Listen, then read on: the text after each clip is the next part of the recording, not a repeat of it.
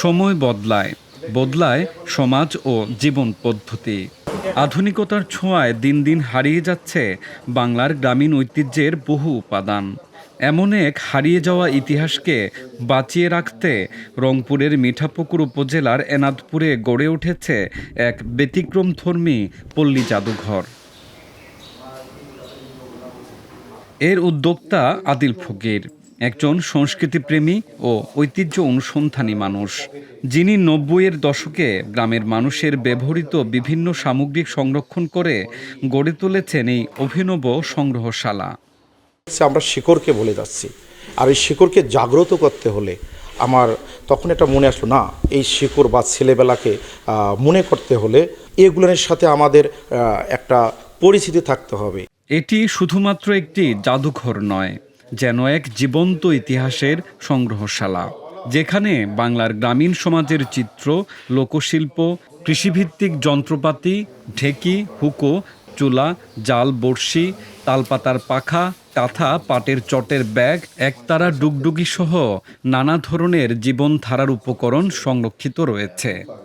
সংগ্রহ তার মধ্যে দেখা যাচ্ছে অনেক কিছু, যেমন রেডিও, ক্যাসেট, ঢেকি, জাতা, তারপরে সে হুক্কা, হ্যাঁ, তারপরে দেখা যাচ্ছে কলের গান। এইটা একটা বিষয়, এটা ভাবছি আমি পাবো না, কলের গান, যেটা ঢাকা থেকে একজন পাঠিয়েছেন।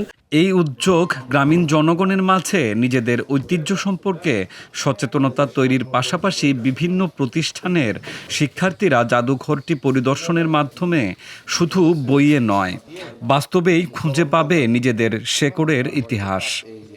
দেখে ছোটোবেলার কথা মনে পড়ে। ছোটোবেলা গরু গাড়ির জন্য অন্যখানে গেতাম, হয়তো রাস্তা ভাঙা আছে, কাদো গরু গাড়ি পড়ে যেত, হ্যাঁ, মানুষ সবাই মিলে আসে গাড়ি এবার তুলে যেত, এগুলো কথা মনে পড়ে এখন।